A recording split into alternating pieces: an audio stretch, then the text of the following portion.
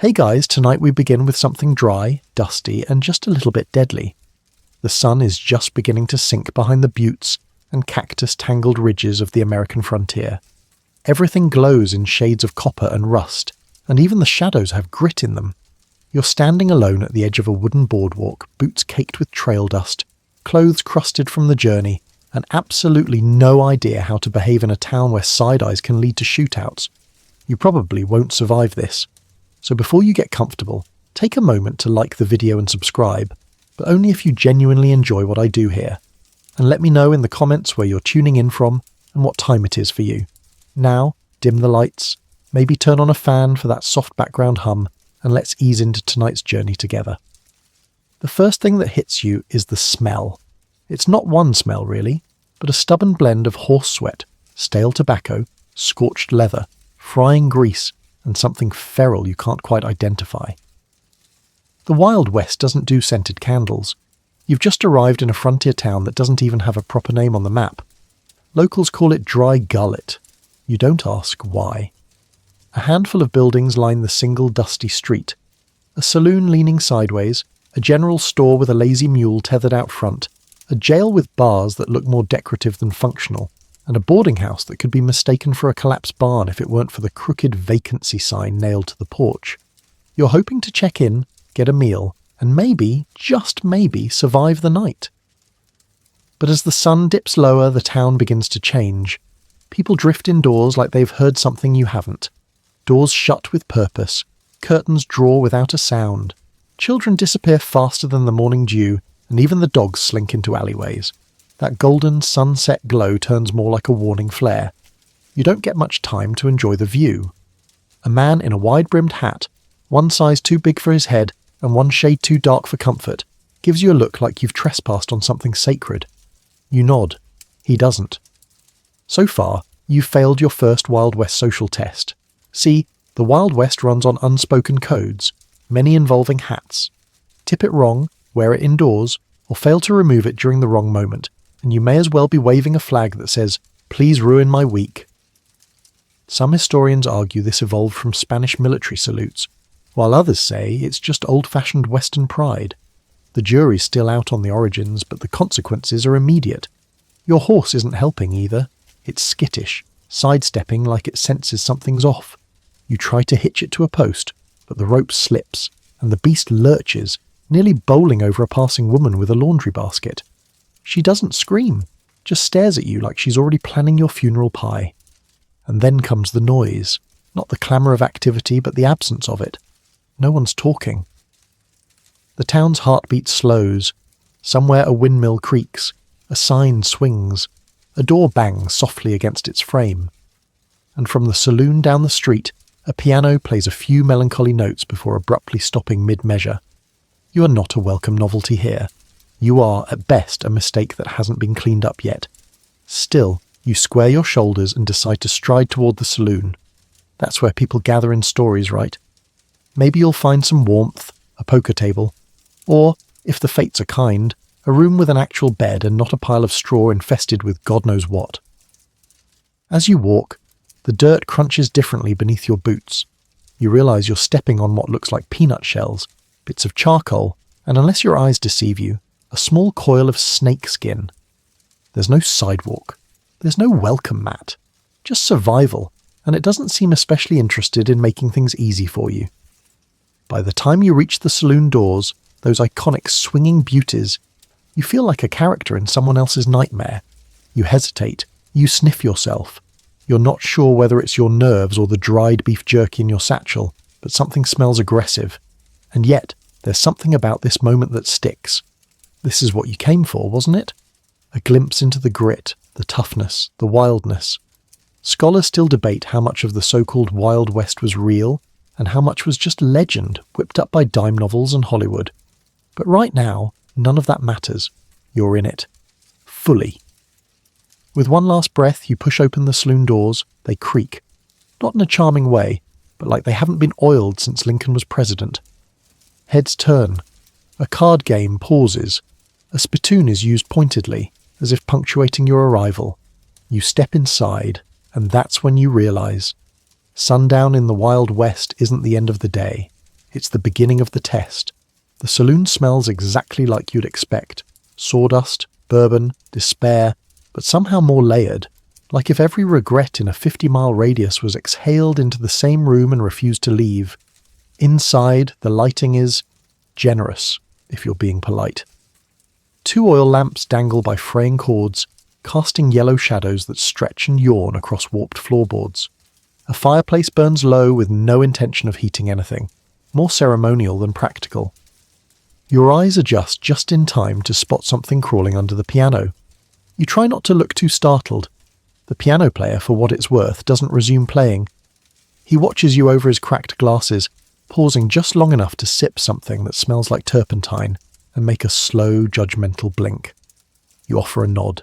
He doesn't return it. There are perhaps a dozen patrons scattered around the room, each hunched over their drinks like they're protecting national secrets. None of them smiles. One man, seated alone in the corner, polishes a revolver with all the gentle affection of someone brushing a cat. You take a tentative step toward the bar. Behind it stands a bartender who appears to have been carved from oak and baked in the sun for a decade. His moustache is shaped like twin tumbleweeds doing a waltz. His eyes? Unreadable. Not unkind, but not trying either. You clear your throat. Whiskey? He stares. Which kind? You blink. You didn't know there were options. You choose the name that sounds safest. The regular one? He nods once and pours a murky shot from a bottle with no label and something floating in it. You hope it's sediment. It probably isn't. You reach for the glass and instantly feel 10 sets of eyes flick toward you. Here's the thing. In the Wild West, saloon etiquette was more than just manners. It was survival. Some bars had rules posted like sacred texts. No guns on the table, no drinks till you pay, no staring too long unless you're ready to draw. Historians agree that most of these customs weren't written down so much as enforced with extreme prejudice. Experts still debate whether these codes were formalised locally or spread via travelling cowboys, but you don't have time for footnotes. You raise your glass in what you hope is a neutral gesture. The bartender nods again, just barely, and the tension in the room softens by a hair. You sip.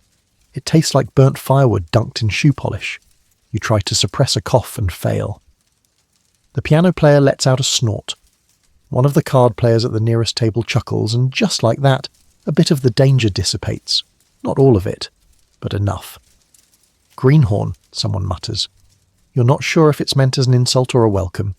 You muster up the courage to sit at the bar, placing your glass on the counter like it might bite. You glance sideways at the mirror behind the bar, cracked, fogged, and slightly off-centre. Your reflection looks unsure and maybe a little haunted. Someone slides onto the stool next to you. They smell like horse sweat, tobacco, and mischief. You knew? She asks. The voice belongs to a woman with a braid so tight it could be used as a lasso, and eyes that could cut through buffalo hide. She's not exactly smiling, but she's not glaring either. Progress. You nod. Just passing through? That's what the last guy said, she replies. They buried him last week, right next to the well. You let out a nervous laugh, unsure if that was a joke. It's a friendly town, she adds, deadpan. We put flowers on him. Somewhere behind you, a glass smashes. Nobody flinches. The two of you talk for a bit, if you can call it that. You answer mostly with nods, aware that your accent, posture and deodorant, or a lack thereof, are all giving you away. She tells you her name is Clara. She's been here 5 years, which, judging by the lines on her face, is roughly 50 in Wild West time. She points out the locals, the retired bounty hunter playing poker with a preacher, the widow who runs the general store and carries a derringer in her apron, and the town's only doctor who, allegedly, studied medicine by correspondence with a magician. The stories are half wild, half whispers, but they start to lull you until she says something that sticks. You're staying the night? You nod. In the boarding house? Another nod. Clara tilts her head. Brave. And that's it.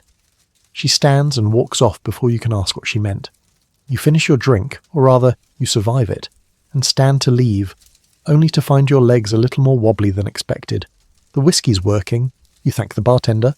He doesn't respond. You head toward the saloon doors, but just before you leave, you hear a voice from the poker table call out, "Hey, Greenhorn!" You pause. Whisper 1 in the comments below if this tale charms your heart, or 2 if it sends shivers down your spine. You blink, and then, as quickly as it started, the piano starts playing again. You step back out into the dusk. The temperature has dropped. The sky is violet and wide.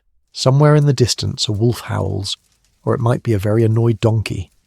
Either way, you begin the walk toward the boarding house, unsure whether you're still in one piece, or if you've just been lightly marinated in frontier danger.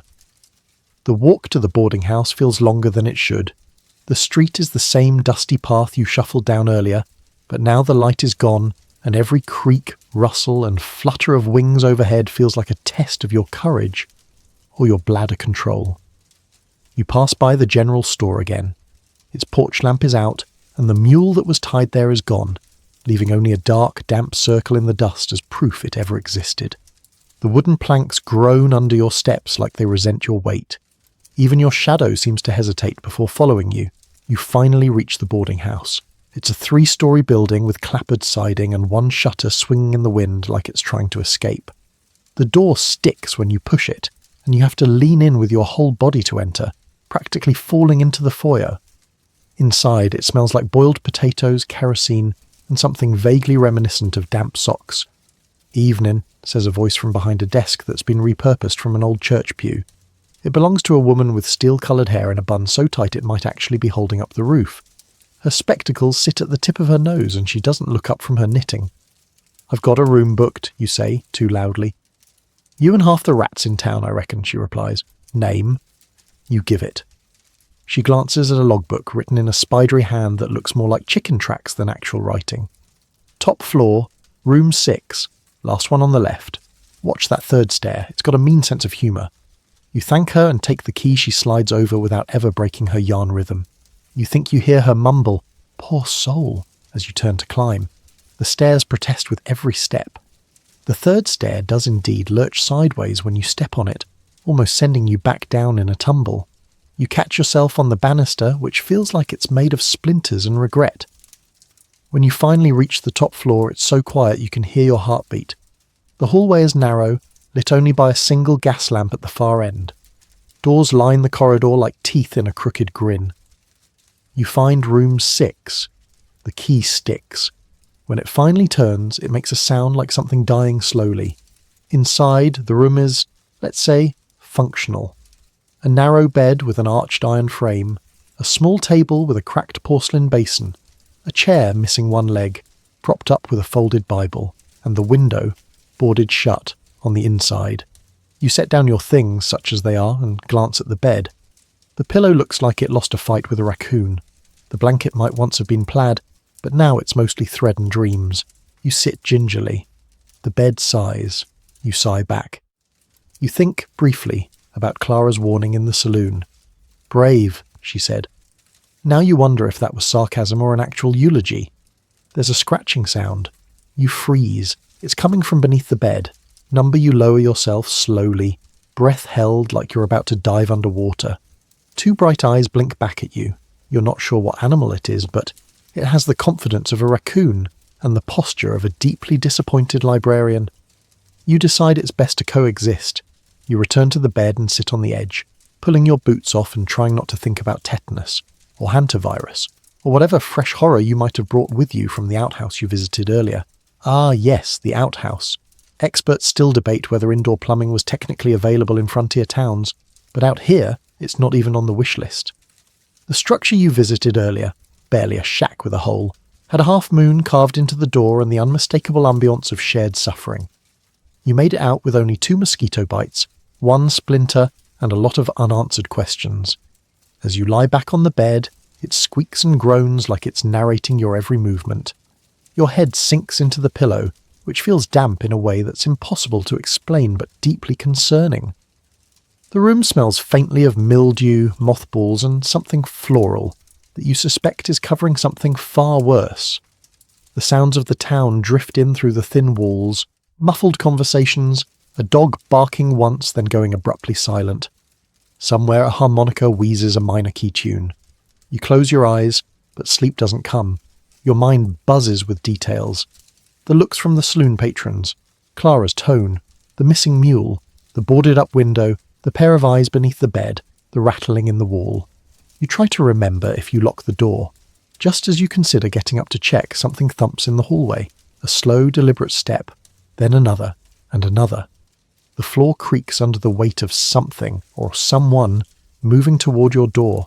You hold your breath, then silence. Long, heavy silence. And finally the softest sound, the doorknob testing itself, just once. Click. But it doesn't open. The footsteps retreat. You stare at the ceiling for what feels like hours. The jury's out on whether frontier life was more dangerous by day or by night. Some scholars argue it was the lawlessness under the stars that did most folks in. Less light, fewer witnesses, more ghosts. Others say the real danger was trusting anyone who smiled too much. You drift, half awake, half alert, every creak and whisper feeding into the theatre of your thoughts. And in the quiet of that barely habitable room, somewhere between exhaustion and anxiety, you finally doze off, if only for a moment. You're not sure what wakes you first, the cold air, the scraping sound near your window, or the sudden certainty that something is very, very wrong. It's still dark, the kind of dark that swallows shapes and stretches shadows into creatures. You sit up slowly, blanket clutched around your shoulders like a medieval shield, and there it is again, that sound, scratch, pause, scratch, scratch, coming from the boarded-up window. You try not to breathe too loud. Now, logically, it could be a branch in the wind, or a loose shutter, or, in true frontier style, a deeply confused possum. But logic doesn't live here anymore. You're running on cold coffee, bad whiskey, and a whisper of dread.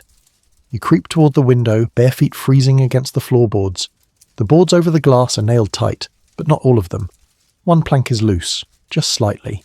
You put your eye to the gap. Nothing. Then, a flash of movement. You jerk back so fast you stub your toe on the chair leg, which you'll recall is a holy relic now thanks to the Bible propping it up.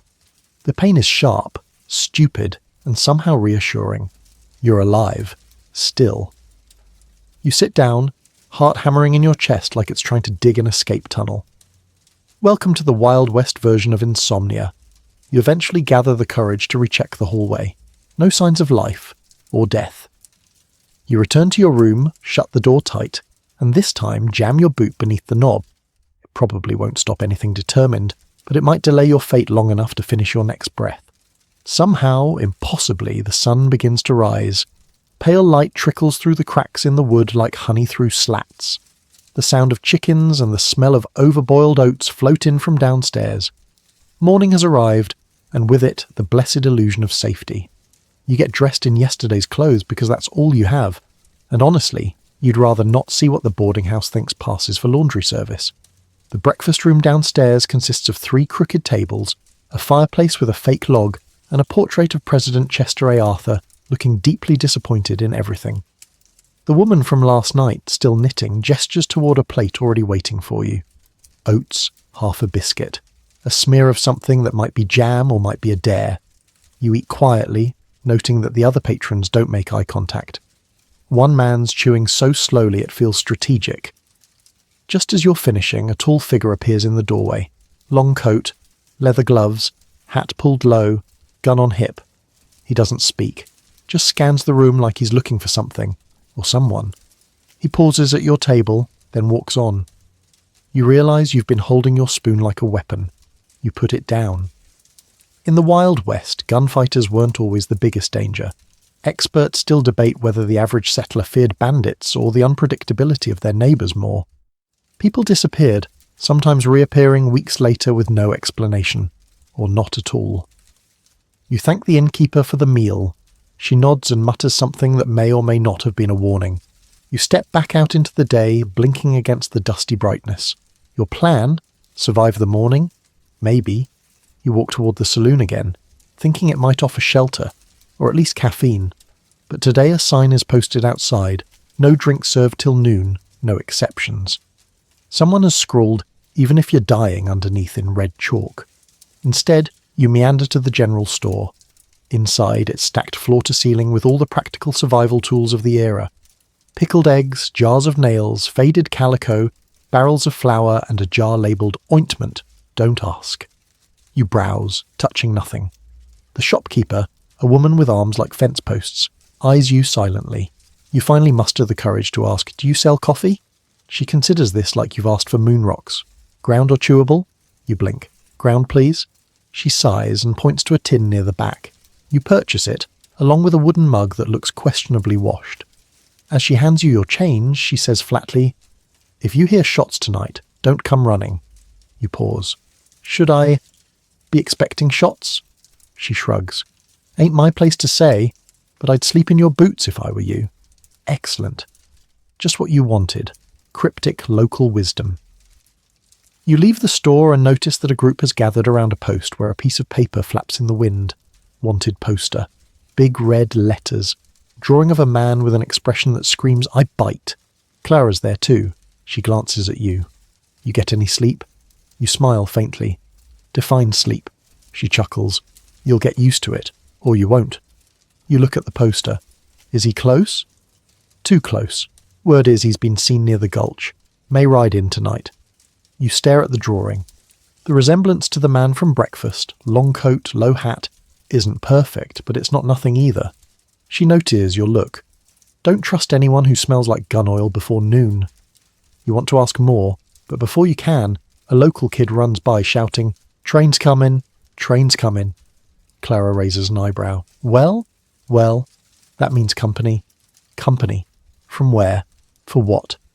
You'll find out soon enough. But first, tap 3 in the comments below if this story makes you smile, or 4 if it leaves you chilled. Because the Wild West hasn't even shown you its sharpest teeth yet. You follow the crowd to the edge of town where the train tracks shimmer in the morning heat like a rusty mirage. There's no platform here, just a clearing next to the tracks, a leaning telegraph pole, and a hand-painted sign that optimistically reads Depot. You're not sure what you expected. A station master, perhaps, maybe even a bench. Instead, you find a handful of townsfolk clustered together like livestock before a thunderstorm, squinting down the line. The sound arrives before the train, low and rhythmic, like some prehistoric beast stirring in the distance. The ground hums softly beneath your boots, a quiet drum roll announcing whatever's about to arrive. The locomotive bursts into view with a hiss and a lurch. Black smoke belches from the stack, curling into the air like a bad omen. It screeches to a stop with the kind of elegance only a machine covered in soot and rust can manage. The train doors creak open, and then nothing. No conductor waves a welcome. No passengers flood out. The townsfolk stay back. One woman clutches her child's shoulder a little too tightly, and a pair of old men whisper behind their hats. Finally, one figure steps off. He's tall, sharp-looking, dressed in a 3-piece suit with a collar that probably choked someone in its making. His boots gleam, his gloves are spotless, and his eyes scan the town like a surveyor about to buy it outright. Behind him, 3 more men follow, less polished, more muscle. One of them carries a box labelled Records. Another holds a clipboard. The third, unnervingly, carries nothing at all but wears a revolver like it's stitched to his hip. You ask someone nearby, "Who are they?" The woman glances at you. "Railway men? Inspectors? Worse, lawyers." "Ah." Now, while Hollywood would have you believe that the Wild West was all shootouts and saloons, the truth is often drier, literally and legally. Land disputes were frequent. Railroads cut through properties, and men in tailored coats with pens sharper than any blade often did more damage than gunslingers ever could. Scholars still debate whether the law followed the railroad or vice versa. Some say the railroads laid down more than tracks. They laid down systems, consequences, bureaucracy. Others argue the law was just another kind of weapon. Whatever the case, these men mean business. Clara appears beside you. "You thinking of staying here long?" You hesitate. "I was," she smirks. "Then watch carefully. This is how towns die." You watch as the suited man approaches the mayor, a frazzled man with a moustache that looks like it might quit at any moment. Papers are exchanged. Voices remain low but tense. Even from here you can feel the friction. A few townsfolk murmur about land claims, rights of way, new tracks. It's all very official and yet somehow deeply unsettling. One of the muscle men starts posting new notices on the wall outside the general store. A crowd gathers. You inch forward. The notice reads, "Rail expansion approved. Survey to begin." Immediately, existing structures may be subject to review. Translation: everything you thought was yours It might not be. A man near you spits into the dirt. First the taxes, now this. Clara leans in. They'll be gone by nightfall, but their mess? That stays. You nod, unsure what to say. Because here's the thing the dime novels don't mention. Not all threats in the Wild West wear spurs. Some wear starched shirts and carry maps. They take your land with signatures instead of 6 shooters, but the ending feels about the same. The rest of the day passes in a haze of tension. Town meetings spring up on porches. People talk in hushed tones, angry tones, hopeful ones too, though less of those. You try to be useful. You help an old man haul crates from a wagon and get rewarded with a slice of something called vinegar pie. It tastes like regret and lemon rains. He tells you about the town's beginnings, how it was founded near a spring that dried up 10 years ago, how the church doubled as a schoolhouse and sometimes a courtroom, and how he once saw a man duel over a stolen shovel. The kind of Wild West tale that's too absurd not to be true. Experts still debate how towns like this survived as long as they did. Was it stubbornness? Faith? Pure inertia? Maybe all three. As sunset approaches, you wander back toward the boarding house. The train's long gone, the inspectors too. But the weight of their visit lingers in the air like smoke that never fully clears. Kids chase a hoop down the main street. A dog barks at nothing. And somewhere, someone plays a harmonica again. Slower this time. At dinner, the innkeeper serves stew with an uncertain texture and cornbread that might legally qualify as a weapon. You chew thoughtfully, wondering how many more nights you can realistically survive. Afterward, you sit on the porch, rocking slowly in a chair that lists to the left.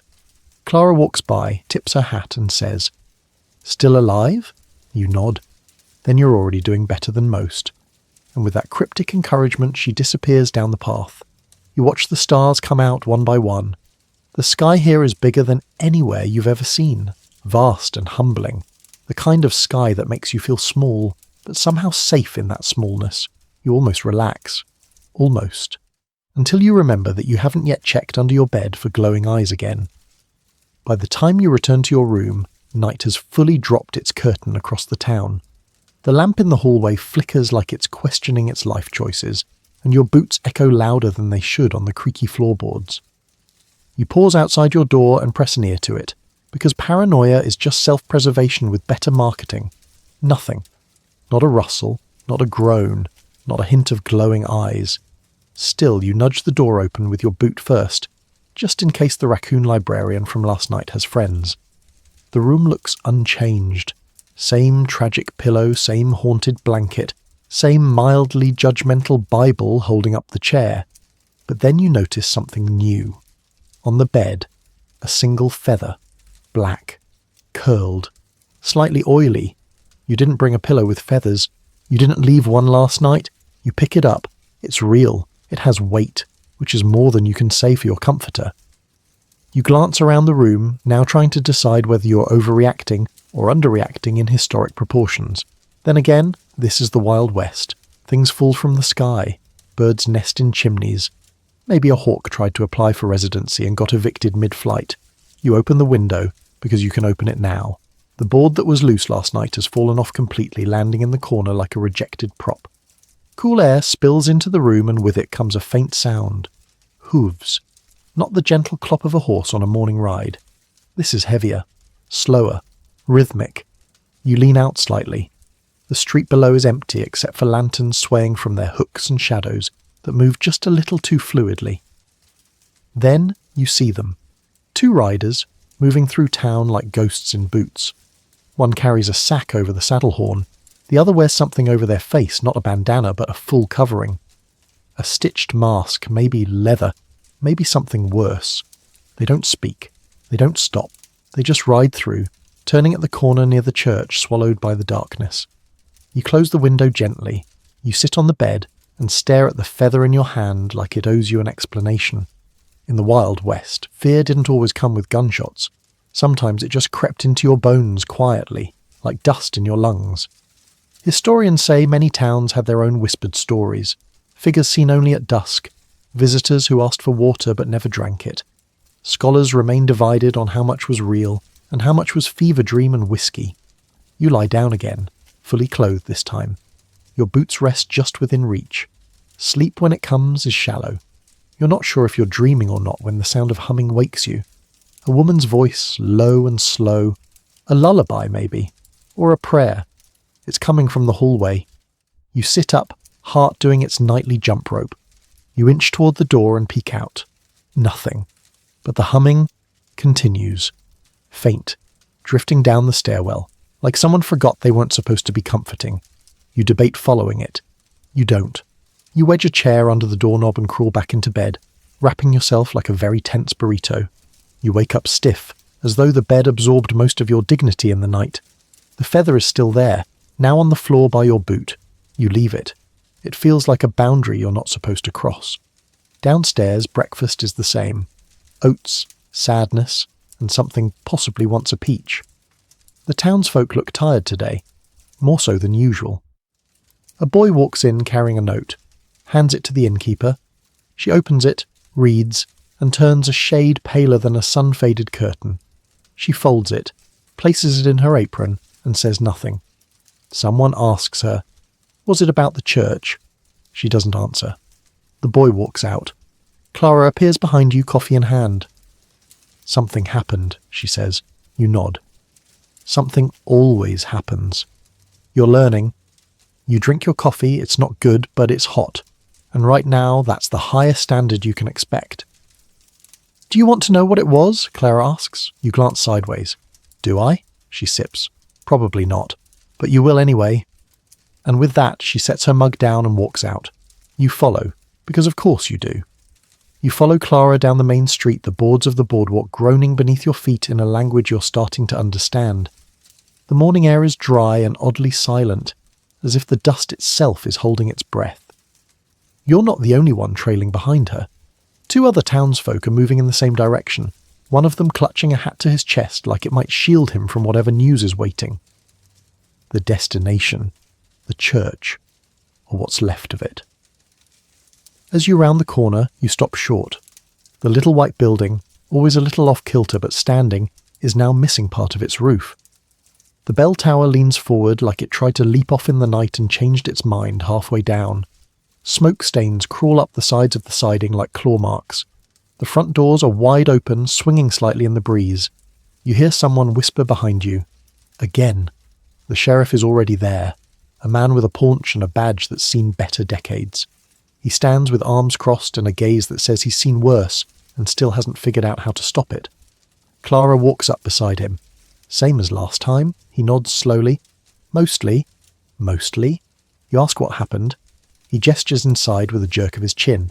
You can look, just don't touch anything. You really don't want to look, so of course you do. Inside, the pews are mostly intact if slightly charred. The altar is scorched around the base, and one of the hymnals looks like it was used to swat a torch. What stops you cold is the writing, scrawled across the wall behind the pulpit in what looks like charcoal or soot. Big looping letters. "This town don't forget." You turn to Clara. "What does that mean?" She frowns. "Depends who you ask." There's a long silence. One of the men with you mutters, "We should have torn it down years ago." The sheriff sighs. "Can't tear down ghosts, Harold."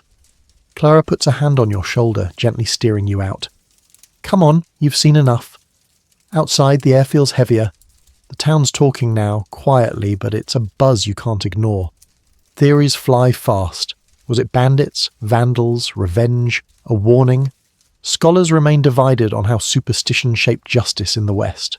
Some argue the Wild West was a practical place, full of pragmatic settlers, too tired to believe in spooks. Others insist belief filled every crack the law left open. Either way, this morning's scene feels more folklore than felony. Clara walks with you back toward town. "You know the story of this place?" she asks. You shake your head. Used to be called St. Dunstan's Crossing, founded by homesteaders and railroad men. Then came the fire, 20 years ago. Took out the stables, the schoolhouse, 3 families. No one ever said who started it, but everyone had a name they didn't say out loud. You ask, "What was the name?" She stops walking, still not saying it. A gust of wind picks up a loose scrap of newspaper and hurls it across the street. You both watch it flutter, then fall. "I stayed because I didn't believe in stories," Clara says, "but stories don't care if you believe in them." You reach the general store again. A new poster is being nailed beside yesterday's railroad notice. This one reads, "Town meeting. Tonight. All welcome. Bring light." Clara tilts her head at it. First time in years they've asked for that. For what, you ask? She taps the word. Light. You're starting to feel like someone walked you into a card game and forgot to tell you the rules. You spend the rest of the day walking in slow loops around the town, unsure if you're learning or simply cataloguing new ways to worry. You try to visit the blacksmith, but his forge is cold and his door locked. You peek in on the telegraph office, where the operator is furiously tapping away, his messages likely travelling faster than any help could ever arrive. At one point you spot the same masked rider from last night, this time at the far edge of town, leaning against a fence post. You blink and he's gone. Maybe he was never there. As the sun begins its descent again, painting the sky in amber and blood orange, you feel the same tingle along your spine as you did yesterday. That sundown sensation, like something's watching, waiting. You head back to the boarding house, boots heavier than they were this morning. At dinner the innkeeper serves stew again, but this time no one says a word while eating. The atmosphere is thick, brittle. Even the usual dog barking down the street seems muted, as if it knows to stay quiet. When you return to your room, the feather is gone. You don't ask how. Instead, you light your lamp early and double-check the lock on the door. The wind outside howls once, just once, and dies away. You sit in the chair, boots still on, and wait for the meeting. The lantern flickers as you carry it through the darkening street, and for once you're grateful for the faint glow casting warped, dancing shadows across the dust. You're not alone. Dozens of people are making the same slow pilgrimage toward the churchyard. Not into the ruined chapel itself, no. Tonight's town meeting is being held beside it, under the open sky, as if walls might somehow offend whatever spirits still linger inside. Folks carry lanterns, candles, torches. Even one man holds a blazing chunk of mesquite in a pitchfork like he's auditioning for a Gothic opera. No one speaks louder than a murmur. Clara finds you in the crowd. "Stay near the edge," she says, "in case it turns." In case what turns? She doesn't answer. The sheriff stands near a hay cart they're using as a podium. His badge catches the light just enough to remind you it exists. Around him are the town's elders, a term that seems to mean anyone who survived more than one suspicious winter. Someone starts the meeting by reading the message on the church wall aloud. "This town don't forget." Then silence. Then tension. A rancher speaks first. "This is the second time the church has been burned. We can't just patch it up and keep pretending." An old woman with a scarf pulled over her face mutters, "Third time, if you count the altar last spring." A young man chimes in, "Maybe it's outsiders. Maybe someone new?" You feel that last one cut the air like a blade. Eyes turn. You, the stranger, the traveller, the convenient explanation. You raise your hands slightly. "I didn't even light a match. And I wouldn't know how to burn a building without also setting myself on fire. That earns you a few half smiles." But the air remains brittle. A man in suspenders says, "It ain't about fire. It's about forgetting what was done here." Someone else mutters, "Or not done." You're starting to realise this town has layers. Thin, cracking layers built on old mistakes like mud bricks baking too long in the sun. Clara steps forward. The message is clear. Someone, or something, wants us to remember. The sheriff sighs, and we've been remembering for 20 years, that's long enough. "It's never long enough when it's never been answered," she replies. A debate follows, low and weary, about responsibility, about the old fire, about what happened that night, the names of those who vanished, the water that dried up, the tracks that stopped before they reached the ridge, the things seen in windows after midnight. Some want to rebuild, others want to leave. The crowd splits, not with shouts, but with sighs. Finally, the sheriff raises a hand. "We vote tomorrow, sunrise. For now go home, lock your doors, and if you see a rider in black, don't speak, don't wave, just wait." You walk away slowly with the others, your lantern casting odd shapes across faces. Clara walks beside you. "That rider, you say? I saw him. Twice now." She nods. "He always shows up before something burns." You glance at her. "You mean like a warning?" "No," she says softly, "like a memory. The walk back to the boarding house feels colder than the temperature should allow. The moon is out, but only just, a thin sliver, pale as bone. Inside, the hallway's empty. But as you approach your room, you hear something behind the door. Not movement, a voice, a child's voice, humming. You unlock the door slowly, lantern held high. The room is empty. The humming stops the moment you cross the threshold. You sweep the room, under the bed, behind the basin, even inside your boot. Nothing, just your bed, your Bible-supported chair, and now a scrap of burnt paper on your pillow. You unfold it. Just 2 words. Don't forget. You sit on the edge of the bed, paper in hand, pulse in your throat. The Wild West wasn't just a place of guns and gold. It was memory, long, selective, stubborn. Experts still debate whether communities like this preserved truth or protected it, whether silence was a defense or a denial. You lie back, boot still on, lantern still lit, and tell yourself it's fine, that you're imagining things, that everything's probably going to be normal tomorrow. That's a lie, but a comforting one. Outside, somewhere down the street, a horse neighs once and then falls silent. You wake to knocking. 3 slow raps, then silence. It's barely dawn. The light outside is the soft grey of cold ashes, and your lantern burned out sometime in the early hours. You sit up, blinking the sleep from your eyes, unsure whether the sound was dream or memory. Then, knock, knock, knock. You grab your boot instinctively, not to put it on, just to hold it like a blunt weapon. That's the level you're at now. The door creaks slightly as you step forward, pressing an ear against the wood. A voice follows. Town meeting. Just that. Flat. Disembodied. When you open the door, the hallway's empty. You don't question it. You're done questioning things now. At this point, you're just trying to survive long enough to get a decent breakfast, or a confirmed ghost sighting, whichever comes first. Downstairs, the innkeeper is already serving up something that smells like old gravy and regret. You take a bowl out of politeness more than hunger, and eat beside the window, watching the townsfolk gather in the street. No one smiles, no one lingers. Clara joins you, cup of something that might generously be called coffee in hand. You sleep, she asks. You grunt. Define sleep. She chuckles. You both head outside. The crowd is already clustered around the town hall, a modest building with peeling paint and a porch that lists to the left. A sign hangs crookedly. Justice. Order. Community. You wonder which of those words the wood gave up holding first. Inside, the vote is simple. Stay and rebuild, or leave and abandon. People line up in silence, casting wooden tokens into one of the 2 buckets. Some stare at the floor, others glance toward the church ruins in the distance. A few look at you. No one speaks. You don't vote. You weren't asked to. But you stand there, witnessing it, feeling like a ghost tethered to someone else's story. Outside again, Clara says, they won't announce the result until sundown. Why wait? Because anything can happen between now and then, she pauses, and often does.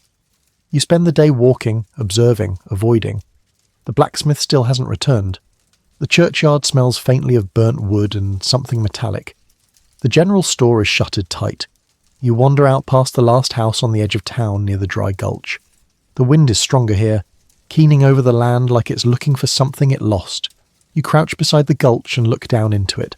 There's something there. A shape. Half-buried wood beams, blackened, fragments of glass. A wagon wheel snapped in 2. Maybe even an old cross tilted into the earth like a marker no one visits anymore. You realise this is what's left of the original settlement, the one that burned, the one Clara hinted at, the one the town doesn't name. You're not supposed to be here, which is naturally why you stay a little longer. You notice marks in the dirt, hoof prints, deep ones, too fresh to be old. You hear a sound behind you, not a voice, not a growl, not a human thing at all, just breathing, slow, heavy, measured. You turn, nothing. The wind kicks up dust, stinging your eyes. By the time it clears, the prints are fading. You head back, faster now. As you re-enter town, you notice something has changed. The bell in the ruined church tower, bent, rusted, silent for decades, is now hanging straight. No one mentions it. The afternoon drags. A boy throws rocks at a fence. A man repairs a shutter that was fine this morning. The saloon is half full but unusually quiet. Even the piano player seems hesitant, his fingers hovering above the keys like they're thinking twice. At sunset, the sheriff stands in the square again. 2 buckets, one with more tokens than the other. He holds up the winner, stay and rebuild. Murmurs ripple through the crowd, some hopeful, some hollow, some like wind whistling through empty spaces. Clara looks at you. It's done. You nod. But you know better, because nothing's really done out here. Not until it's buried, or burned, or both. The sheriff steps down. Someone starts humming, an old hymn, fractured and off-key. You return to the boarding house that evening and find the feather again. Back on your pillow. This time it's white. You hold it up, turn it over. It's clean, untouched, bright. Too bright for a town like this. You lie down, staring at the ceiling, listening to the boards creak under someone's or something's steps in the hall. The Wild West wasn't built on glory. It was built on half-truths, uneasy truces, and long shadows. And tonight, all of them feel very much awake. You don't remember falling asleep, only that sometime in the night your mind stopped racing long enough for your body to collapse under its own weight. When you wake, your neck is at the wrong angle, and your left leg is tangled in the blanket like it tried to escape without the rest of you. There's no feather this morning, no humming, just silence, and a thin line of gold light creeping through the crack in the window. You sit up slowly. The air feels heavier today, like it's gathered weight overnight, as if even the molecules are watching. Outside, the streets are still, and for the first time, you can see just how small this town really is. You dress in stiff, dusty clothes and make your way downstairs, already bracing for another round of boiled oats and ambiguous jam. But today, the innkeeper surprises you.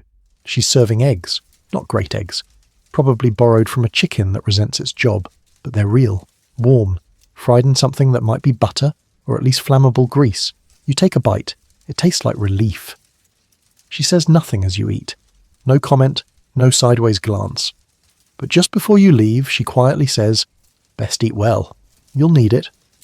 You step outside and find the air buzzing. Not with noise, but with tension. Something's changed. The townsfolk aren't just milling around today. They're working, fixing windows, hammering shutters, sweeping porches like the dust has finally crossed a line. Even the saloon has a new sign tacked up. Closed until sundown, by order of the sheriff. That's never good. You head toward the church ruins again, out of some grim magnetism. There's a small crew there now, Clara among them, clearing out the charred pews and broken planks. You watch her lift a beam with 2 other townsfolk, the muscles in her arms flexing like ropes under strain. She sees you and nods.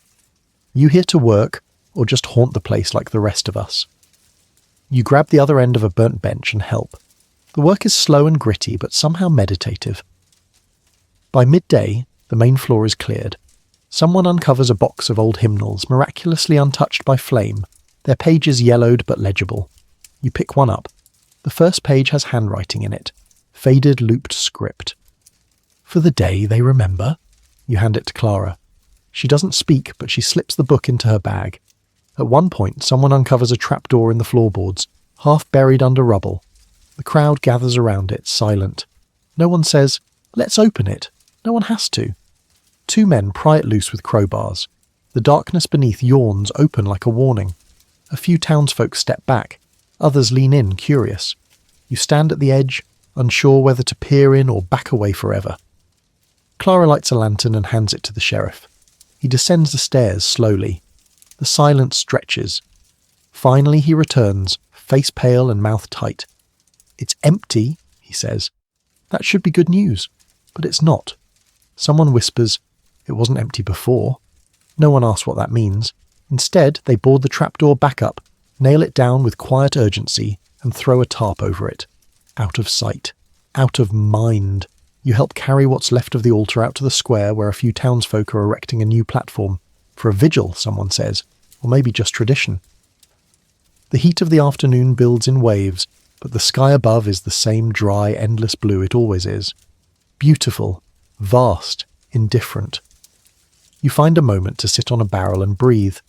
Clara sits beside you, sipping from a dented flask. You ever think of leaving, you ask? She snorts. Every day. Why stay? She looks around the square at the people hammering, lifting, rebuilding. Then she shrugs. Because someone has to. You nod. Later that afternoon, a rider appears from the North Trail. Dusk kicks up behind him in a halo of light. He rides fast. Urgent. His coat is torn, his face sunburned and cracked. He doesn't stop at the edge of town. He rides straight into the square, barely slowing before hopping down. The sheriff meets him halfway. The man speaks quickly, low voice, too quiet to hear from where you stand. But you catch 3 words. They're coming tonight. People freeze. The sheriff turns to face the square. Everyone inside. Lock your homes. No one out past sundown. He doesn't shout. He doesn't need to.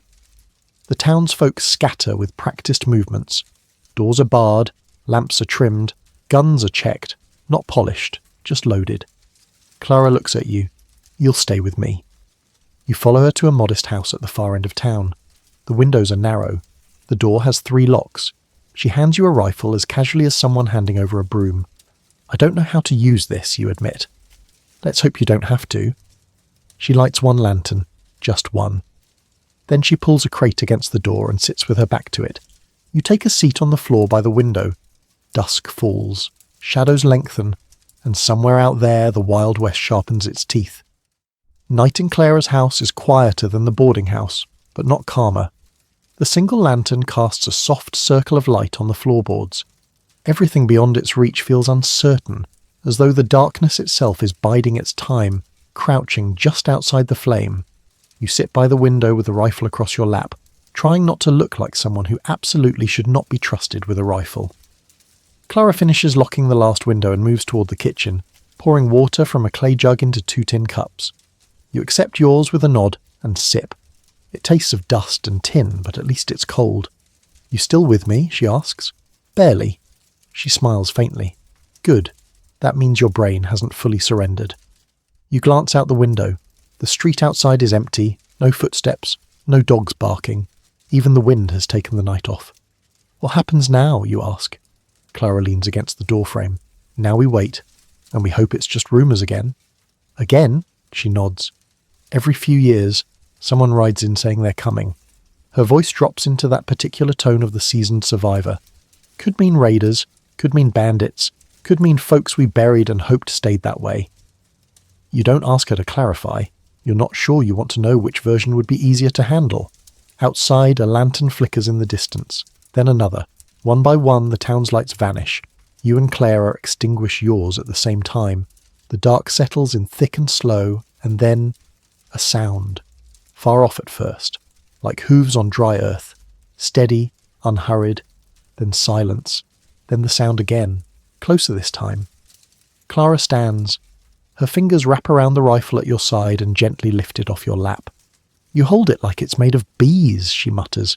She walks over to the window and peers through the gap between the curtain and the frame. You stay still, listening. Outside, the hoofbeats pause. A full breath passes. 2. Then a knock. Not at your door. Somewhere else on the street. Clara whispers, "Third house down." Widow Mayfield's. Another knock. Louder. Then a voice. Low. Clear. Male. You all forgot. Your chest tightens. A moment of silence, then glass shatters. Clara moves fast, flipping a table on its side and pulling you down behind it. She checks the rifle. Hands it back to you, still warm from her grip. More sounds now, distant thuds. A scream cut short. Hooves again, many this time. A rush like thunder behind curtains. Outside, the street flickers with torchlight. You peek over the table's edge and glimpse a rider, one of the same masked figures from before, passing slowly in front of the house. No rush, no chaos, just grim procession. Clara whispers, "They're not here to steal. What are they here for? To remind." Remind of what, you want to ask, but you don't get the chance. The rider stops, right outside the window. You both freeze. For a full 30 seconds there's no sound, not even breathing. Then the voice comes again, deeper now, but calm. You voted to stay, so remember what staying means. Then hoofbeats, slowly fading. Claire exhales for the first time in minutes. You realise you were holding your breath too. You sit for another hour behind the overturned table, waiting for a noise that never returns. Outside, the torches fade. The night slowly resumes its quiet. Eventually, Clara peeks out the window. "They're gone," she says. You climb to your feet, legs stiff, heart still thudding. "Gone where?" She shrugs. "Wherever they always go." You move to the window beside her. The street is littered with broken glass and fallen shutters. Smoke wafts gently from 2 houses on the far end, but no fire, just warning. And written across one door in black ash, "This town don't forget." Same handwriting as before, same message, different house. The Wild West had its outlaws, yes, but it also had its reckonings. Scholars still debate whether these stories of riders in black were symbolic warnings, exaggerated ghost tales, or simply cover-ups for vigilante justice. But every old town had at least one version. One whispered tale passed down to the next generation, just vague enough to survive retelling. You lean against the window frame, rifle still in hand, and realise sleep is out of the question. "Come morning," Clara says, "they'll all pretend it didn't happen. And you? I'll patch my shutters, and then I'll wait. For them to come back, for someone to finally answer them." She pours the last of the water into her cup, drinks it down, sits on the floor like someone who's lived too long with questions and not enough answers. You watch the horizon for any sign of dawn, and wonder how many towns forgot, and how many are still being reminded. You don't leave Clara's until the first beams of sun stretch cautiously over the rooftops, like even daylight is nervous to show up too early. The street still smells like smoke. The ashes on the Mayfield house are now just grey smudges, and someone has already dragged a blanket over the shattered window frame like a bandage on a wound that no one wants to admit exists. No one speaks of what happened. A few folks sweep their porches like they're just chasing dust, not ghosts. A man at the livery brushes his mule in silence, eyes fixed firmly downward. And over at the saloon, still closed. That's how you know things aren't right. Clara walks you back to the boarding house without a word. Just before she turns to leave, she says, "Don't ask anyone about last night. You won't like the answers, or worse, you'll get none at all." You nod. She vanishes down the street like a shadow dissolving in light. Inside, the innkeeper gives you a nod that feels closer to respect. Or maybe pity. She sets down a bowl of thick porridge and a strip of something that might once have been bacon. You eat. Slowly. Quietly. And then, you make the decision. You need to get out of town. Today. The plan is simple. Grab your things, find your horse, and ride until the town is a blur in the distance. You climb the stairs back to your room, boots thudding louder than usual. Each creak feels final, like you're saying goodbye to the floorboards. But when you open your door, you stop. Your bed is made. Perfectly. Which is strange because you didn't make it. And the feather is back. This time, it's grey. Charcoal at the tip. White at the base. Balanced between darkness and light. You stare at it for a long time, then gently set it aside. No note, no footprints, nothing out of place. But the sense of being watched lingers like wood smoke on a jacket. You gather your pack, rifle, satchel, water flask, everything you can carry. Outside, the air feels off. The sky's too bright, the breeze too still. It's like the town is pretending to be fine and overdoing it. You head toward the livery where your horse should be waiting, a palomino with a gentle temperament and a constitution slightly tougher than yours. But the stable boy, maybe 10 years old and chewing a licorice root, shakes his head. "Horse ain't here." "What do you mean, ain't here?" "Gone. Rope's cut." You blink. "Cut?" He nods. Sharp knife. Clean. No fray. You stare at the post where your horse was tied up yesterday. The rope's end swings slightly in the breeze. Whoever took your horse knew what they were doing. You sigh. "Any other horses for sale?" you ask. The boy grins. "Not ones that want to go with you." It's not helpful, but it's honest. You turn and walk back toward town, hoofless, hat tilted low, and increasingly aware that the Wild West has no interest in letting you leave on schedule. You stop at the general store. The same woman is behind the counter, still polishing a rifle like it owes her money. "Need anything for the road?" she asks. You glance around. "I'd need a horse first," she shrugs. "Then maybe buy a map, in case you start walking." You do. The map is hand-drawn, barely legible, and at least 5 years out of date. You fold it anyway and stuff it in your coat. "Where's the next town?" 3 days, if you don't get turned around. "Anything between?" She looks at you. "You don't want what's between." "Of course not." You step outside again and consider your options.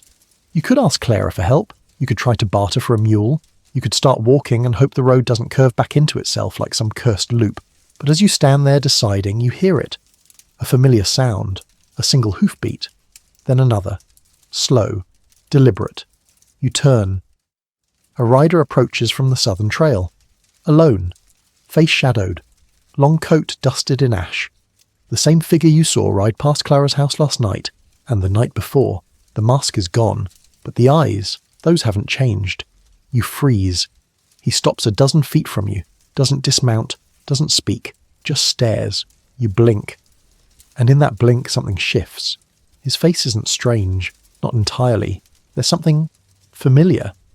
You take a step forward, and he turns, rides on, past the general store, past the saloon, past the boarding house.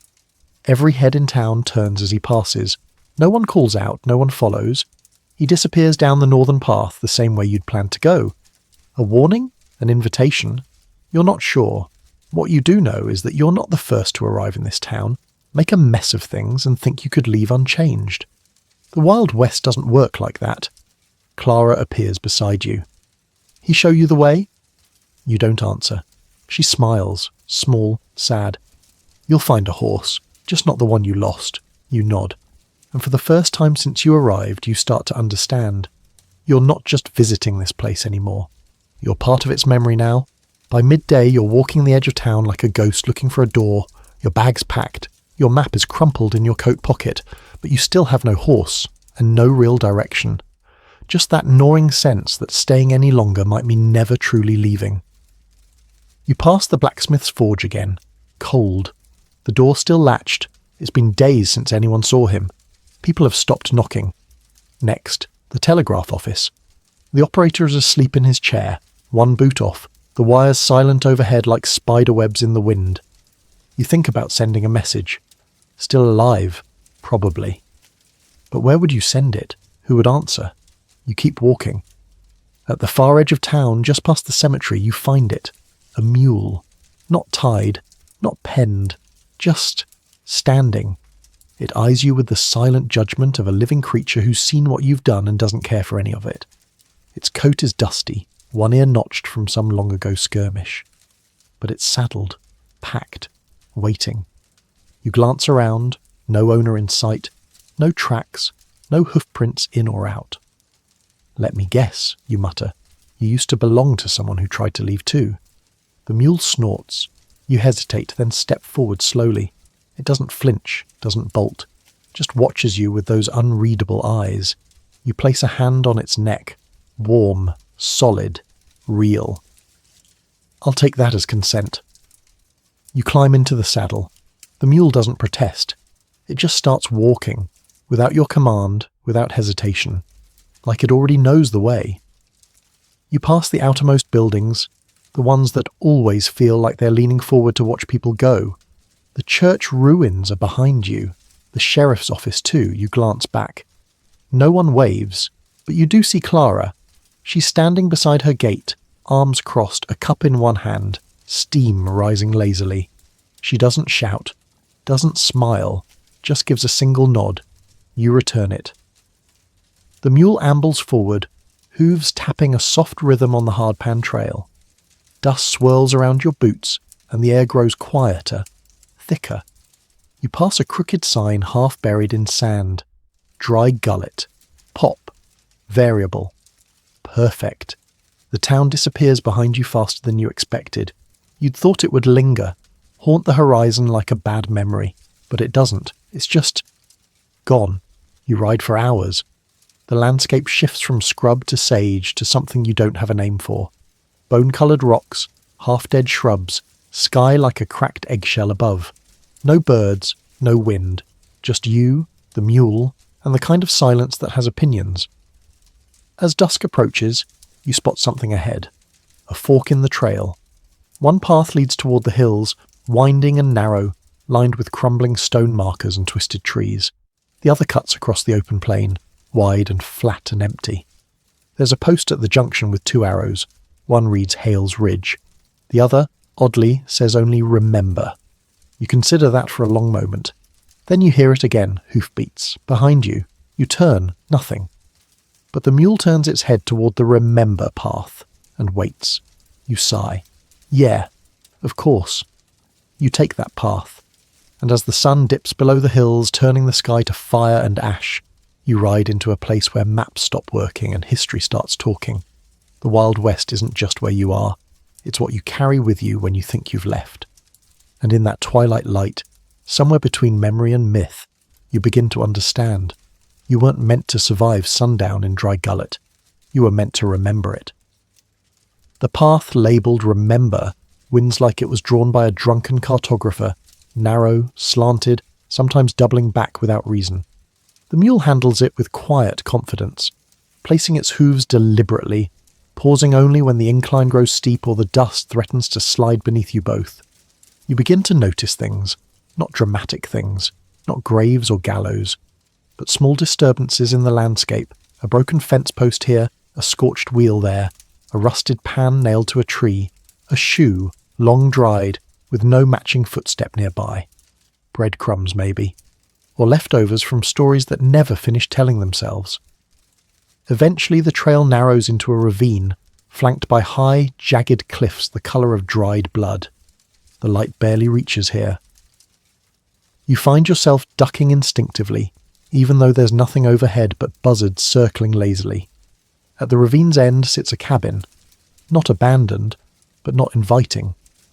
It leans against the rock like it's hiding from the sun, roof patched with tar and moss, a porch just wide enough for a rocking chair that's still moving, though there's no wind. You stop. The mule stops. You consider dismounting. Then again, you consider turning around and riding straight back to Dry Gullet, even if you have to hitchhike on a ghost. But something about the place keeps you. The cabin door creaks open before you knock. An old man steps out. White beard. Clothes so worn they've become their own fabric. Eyes pale as sky glare on tin. He says nothing at first. Just looks you over like he already knows the contents of your pack, your thoughts, your regrets. You came from Dry Gullet, he finally says. You nod, try to leave it. You don't leave Dry Gullet, he says, and gestures for you to follow. You tie the mule. It doesn't seem worried. Inside, the cabin is cluttered but neat. Shelves full of ledgers. A cracked clock stopped at 11:12. A table with one chair and a single place setting. The man motions for you to sit. You do. He pours something dark into 2 cups. It smells like coffee and campfire stories. You sip. It's strong enough to reset your ancestry. You're the 5th, he says. You raise an eyebrow. The 5th what? The 5th to follow the remember path after seeing the rider. You set your cup down slowly. They all tried to leave, he says. Didn't go far.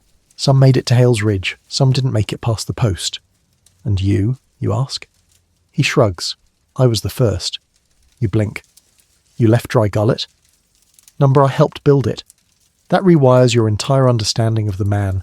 I laid the first plank of the saloon floor, put up the bell in the church tower, planted the orchard behind the schoolhouse, back when it was still a schoolhouse and not just a place where things go to die. You stare. You're saying you founded the town? He shakes his head. Number, I said I helped build it. The town built itself. We just gave it walls to hang its stories on. He pauses. But we didn't bury them deep enough. You think of the burned church, the rider, the feather, the notes, the missing horse, the feather again. What's the rider, you ask? He exhales. A reminder. A memory wearing a body. Of who? He doesn't answer right away. Instead, he rises and crosses to a small trunk by the fireplace. He lifts the lid and pulls out a bundle wrapped in canvas. When he unwraps it, you see an old revolver. The barrel is rusted, but the handle gleams, mother of pearl, hand-carved with initials. J.W. He sets it on the table. Who's that, you ask? The man looks at it, then at you. You. You flinch. No, you start to say, but he holds up a hand. Not you exactly, but someone like you. Comes to town, doesn't know the story, hears the whispers, feels the pull. You stare at the gun, the initials, the weight of a narrative you didn't realise was encircling you like a snake the whole time. Why me? Because stories need witnesses, and towns like Dry Gullet don't let theirs go. They send riders. He takes another sip of coffee. You've got 2 choices, he says. Leave the mule, walk back, forget the feather, forget the church, forget the face beneath the mask. You already know the other option. Or, you ask, take the pistol, keep riding, see what the town forgot to tell you.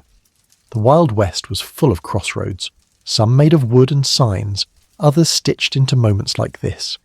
Historians argue over the myth of the chosen stranger, a trope in folk memory where outsiders complete local stories. Some say it's metaphor, others say it's how places breathe. You look again at the revolver. The room's gone very quiet. Even the wind outside has stopped to listen. You reach forward, slowly, and wrap your fingers around the handle. It fits. Too well. The man doesn't smile, but he does nod. Then you'd better ride before the sun gets ideas. You holster the revolver, finish the coffee, and stand. He hands you a strip of jerky and a small cloth pouch. For the road, he says. You step outside. The mule is waiting. You swing into the saddle, and you ride. Toward the next memory. Toward the next town that thought it buried something deep enough.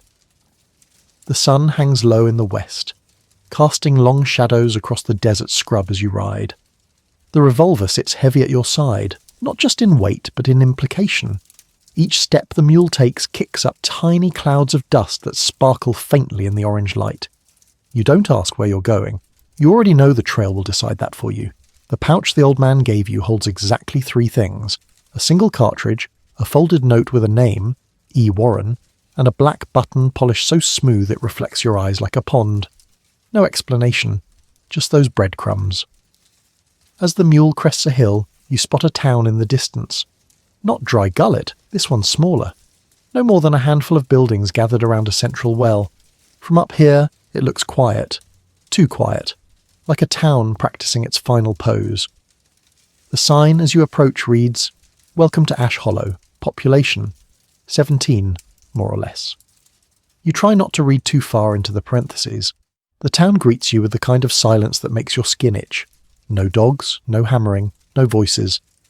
Just a gentle creak from a porch swing, and the wind sliding along rooftops like it's trying not to wake anyone. You dismount, stretch, and lead the mule toward the saloon, the only building with its doors open. Inside, the room smells faintly of cinnamon and dust, like someone tried to cover up years of abandonment with one hopeful spice rack. There's no bartender. Just a man sitting at a corner table alone sipping from a chipped cup. He sees you and nods. You followed the rider. You hesitate, not on purpose. No one does, but once you see him, he sees you. You sit across from him. His face is lined, sunburnt but steady. The kind of face that's done more watching than acting. A faint scar runs along his temple like an afterthought from another story. "I'm looking for E. Warren," you say, pulling the folded note from your coat. He chuckles, not unkindly. "Aren't we all?" "What do you mean?" "E. Warren built this place," he says, gesturing lazily to the walls. "Built it, lost it, buried it, depending on who you ask." "Are they still here?" "Depends on the day." The answer is useless, or maybe too useful. You try a different question. "What happened to this town?" He exhales slowly. "Same thing that happens to all towns out here. Somebody wanted something too much. Somebody else didn't want it enough." You glance around the saloon. "Where is everybody?" "Gone," he says. "Or pretending." You open the pouch again and pull out the black button. Set it on the table. His expression shifts. Not fear, not surprise, recognition. "Where'd you get that?" "Old man in a ravine." He nods slowly. "Then I guess it's your turn." "To do what?" "To find the door." You frown. "What door?" He stands, walks to the window, points across the street. You see it now, a narrow building wedged between the post office and a collapsing stable. It looks more like a tool shed than a place anyone would enter willingly. One crooked step, one shutter missing, and painted above the door in faded red. E. Warren and Company. Memories collected and repaired. You feel the hairs on your neck rise. The man behind you says, "That's where it ends," or starts again. You turn to ask another question, but he's gone. Chair empty, cup still warm. You take the button, pocket it, and step back out into the street. The mule waits where you tied it, chewing on something it found beneath the trough. You walk across the street, heart thudding like a guilty rhythm. The building looks even smaller up close. You duck to fit under the lintel. Inside, shelves stacked with boxes, small, numbered. a table with ledgers, a lantern burning without fuel, a coat on the wall, untouched by dust, and on the far wall, a mirror, old, warped, cracked through the centre. You approach it. Your reflection looks tired, not older, just worn. Then the crack shifts, moves, and you realise it's not a crack. It's a name, etched faintly into the glass, almost invisible. E. Warren. You reach out and touch it. The glass ripples beneath your fingers. You blink. Suddenly you're not in the room anymore. You're on a street in another town. Dry gullet again, but newer, whole. The church still standing, the bell polished. The people, laughing, talking, alive. It's memory, a living one. You walk forward. You see Clara, younger. The sheriff, different.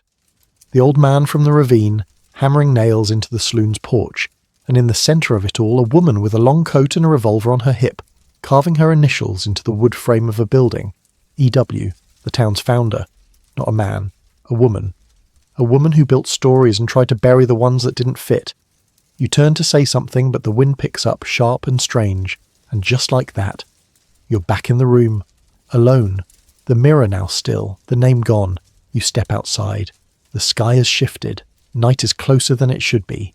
You mount the mule and ride toward the next trail, the next forgotten thing. Because now you understand. You weren't meant to escape the Wild West. You were meant to help it remember. The trail east out of Ash Hollow is little more than a suggestion, a line where sagebrush grows thinner and the rocks wear down into smooth red bones. You let the mule pick its way forward. It seems to know where it's going, and frankly it's probably more qualified than you at this point. Above, the sun has started its slow dive, casting long amber shadows and lighting the desert in a glow that would be beautiful if it didn't feel so much like an ending. The revolver rests at your hip, its mother-of-pearl handle cool to the touch. You still haven't loaded the single bullet from the old man's pouch. You're not sure what it's for. You're not sure if it's meant for protection or punctuation. For hours the landscape unfolds like a forgotten hymn. Rolling hills, scattered cacti, and the occasional dry creek bed that suggests water used to believe in this place. And then you see it. A figure. Sitting alone at a small crossroads marked only by a broken signpost and a rusted wagon wheel. She wears a long coat, grey with dust, and a wide-brimmed hat pulled low.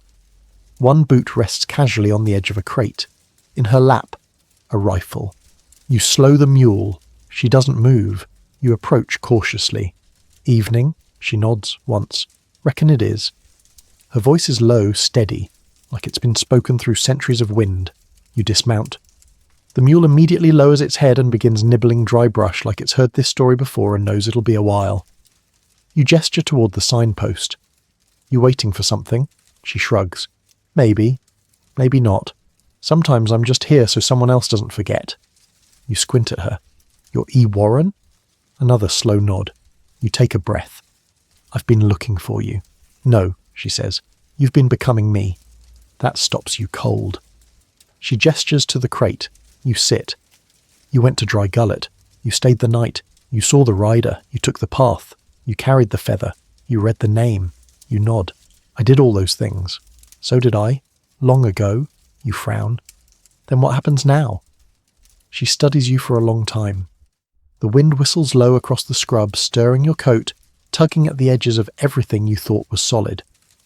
There's a town up ahead, she says. No name, just a place where people try to forget too many things at once. Another Dry Gullet, she smirks. They're all Dry Gullet. They just wear different hats. What am I supposed to do? She taps the revolver at your side. That's not a weapon. That's a key. You raise your eyebrow. To what? Memory, regret, whatever needs remembering. You shake your head. I don't think I'm ready. No one is, she says, standing. But you already started.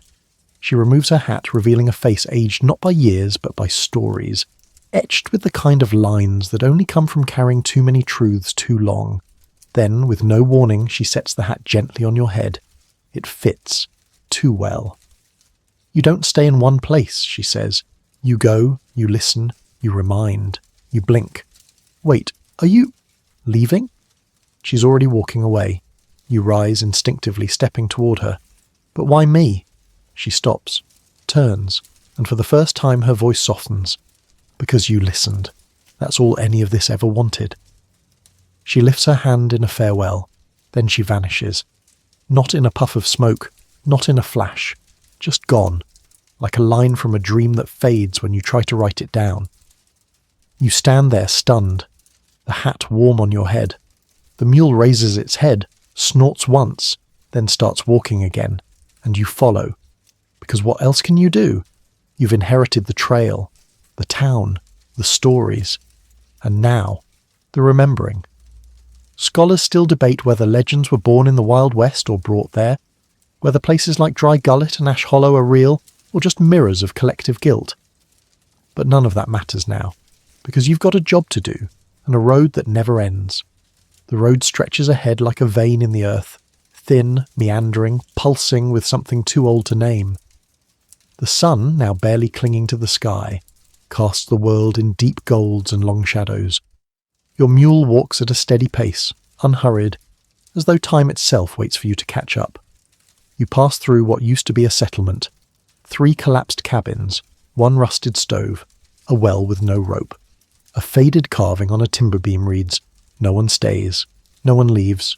You pause to take it in. "Which one am I?" you whisper to yourself. The mule doesn't answer. By nightfall you reach a bluff overlooking a narrow canyon, dry as bone and twice as jagged. You set up camp on a ledge above, just far enough from the trail to avoid being seen, just close enough that something could still find you if it was meant to. You don't light a fire. Instead, you chew on jerky from the old man's pouch, sip the last of your water, and stare at the stars. They're so bright out here, unfiltered by lanterns, unbothered by roofs. You start seeing shapes, a crooked pistol, a broken wagon, a circle that might be a coin or a well or a noose. Somewhere nearby an owl hoots, then silence, then hoofbeats. You sit up slowly, hand brushing the grip of your revolver. The sound isn't coming from the trail, it's above you. Echoing faintly along the rim of the canyon, you stand, scan the horizon, and there, just briefly, you see the outline of a rider. High up, still, watching. No torch, no movement. Then he's gone. You sit back down, not out of bravery, just resignation. These stories don't run on confrontation. They run on endurance. You sleep with one eye open. By morning, the mule is already standing, ready, like it's always one step ahead. You ride down into the canyon. The rocks close in around you and the air cools. You pass a tree growing sideways from a crack in the stone covered in names carved with knives and fingernails. You stop to run your hand across the bark. M. Trenton, 1849 East Warren, 1853 Clara, just Clara, 1858, 2025. That last one is new. You swallow hard and keep going. Halfway through the canyon, you come upon a pile of stones stacked deliberately. A grave, probably. No marker, no flowers. Just a single object left at the top. A child's boot. You don't touch it. Because in places like this, memory is currency, and disturbing it costs more than you can afford. As you exit the canyon, the light opens up again. You crest a ridge and see another town in the valley below. It's not on the map. Of course it isn't. The buildings are in better shape than Dry Gullet. Fresh paint, smoke rising from chimneys, laundry on lines. Life, almost too normal. You descend slowly. As you pass the welcome sign, you notice something carved into the wood just beneath the name. Sundown Creek. Pop. Honest. The general store has its doors wide open, bells tinkling as you step inside. A boy sweeping the floor looks up and smiles. New in town? You nod. We don't get many strangers. You want coffee? It's on the house today. You blink. Sure. He pours it into a tin mug and sets it on the counter. You got a name? You pause, then you smile faintly. Call me. The reminder. He laughs. Sounds like a nickname you gotta earn. You sip the coffee. It's strong, real. You glance around, shelves full, floor swept. Nothing wrong, which means something is. You finish your cup and step back outside. The townsfolk smile, wave, tip hats. All too perfect. You glance down. The dust near the well is untouched. The bell rope at the chapel frays inward, not outward, and not a single child's laughter echoes anywhere. You feel the weight of the revolver at your side, not a weapon. A key. You turn to the wind and whisper, "Who did this town forget?" The breeze carries the scent of smoke. Far off, A rider appears on the horizon. Time to ask the hard questions. Time to open doors. Time to remember what was buried. Because Sundown Creek's smile is too wide. And its stories are too quiet. You tether the mule to the hitching post outside the chapel. Not because you think it will run, but because it feels right. The animal gives you a glance like, "Here we go again," and returns to munching on something that may or may not be edible. Sundown Creek is calm. Too calm. The kind of calm that belongs in paintings, not real life. You wander the streets, pretending to admire things. A blacksmith hammering away with suspiciously clean clothes. A baker setting out loaves so uniform they could be stage props. A woman sweeping the same porch board over and over though there's no dust. And everywhere you go, people greet you. Smiles like teeth. Eyes like shutters drawn tight. You try a test. Has there been a fire here recently? Blank stares. No troublemakers. No riders come through. Shrugs. Head tilts. One man offers you an apple. It's too shiny. You bite it anyway. It tastes like sugar and silence. You wander to the schoolhouse. The bell above the door is gleaming. You push open the door, no children inside, just rows of desks. Dustless, untouched, arranged like a photograph. A chalkboard with perfect handwriting. Lesson 1. What we remember shapes what we are. You turn around. There's a man behind you. He wears a vest and a badge. Not a sheriff's badge, but one that reads, Historical Warden. That's new. You're early, he says. For what? For the reckoning? You blink. I thought I was the reminder. You are. That's why you're here. He gestures toward the desks. This town was built after the fires, after Dry Gullet, after Ash Hollow. Folks wanted to try again, build something better, cleaner, empty of memory. Did it work? He doesn't answer. He just walks to the chalkboard and wipes away the first line with his sleeve. Underneath it, in faded chalk, Lesson 0. Forgetting always costs. You step forward. What was the cost here? He sighs. One child, one truth, and a whole town's soul. He reaches into his pocket and pulls out something small. A button. You recognize it immediately. Charcoal at the tip, white at the base. Another feather, he hands it to you. You'll know where to place it. You pocket it, not asking questions you already half understand. You leave the schoolhouse and wander back into the street. The people smile again, but now you see it. Something behind their eyes. A flicker. A tension. Like a town trying not to remember something it's buried beneath the foundations. You walk to the centre of town where the old well stands. There's no rope, no pulley, just a sealed wooden cover. A plaque nailed to it reads, Do not disturb. No water below. You remove the plaque. The townspeople stop moving. Every single one. Like puppets with cut strings. You lift the cover. Dust rises. And beneath it, a small bundle, wrapped in canvas. No rope, no bucket. You lift it out. It's a satchel. Child-sized. Faded blue. A tag on the strap reads Eli Warren. Your stomach turns. You glance up. The people are still frozen. Not watching, not blinking. Just waiting. You open the bag. Inside, a feather, a photograph, a tiny pair of boots, and a note. If you read this, please remind them who I was. Your hands shake as you lower the bag. You take the feather from your pocket and tuck it into the bag alongside the others. Then you stand and speak. Your voice echoes in the silence. This town forgot a child, deliberately. The people don't move. You raise your voice. They scrubbed him from history, from stories, from names on rosters, all to keep the town perfect. Still nothing. Then, movement. A child walks into the square. Small, pale, familiar. You've seen him before. In dreams, maybe. Or across time. He walks to you, looks up. I told them not to forget. You kneel. I remember now. He nods and disappears. Just like that. And then the town breathes. The people wake, stunned, confused. Some cry. Some collapse. The air is thick with released tension, like a rope finally snapping after years of strain. Clara would have called this the cracking. You call it progress. Later, as you ride out of Sundown Creek, the townspeople line the road, not to wave, but to see, to witness, because you've done your job, not to bring justice, not to rewrite history, just to remind. And now. The next story waits. You ride on, the featherlight feeling of resolution trailing just behind you. Tender, quiet, incomplete. The trail out of Sundown Creek winds through low hills and gullies that hold more echoes than wind.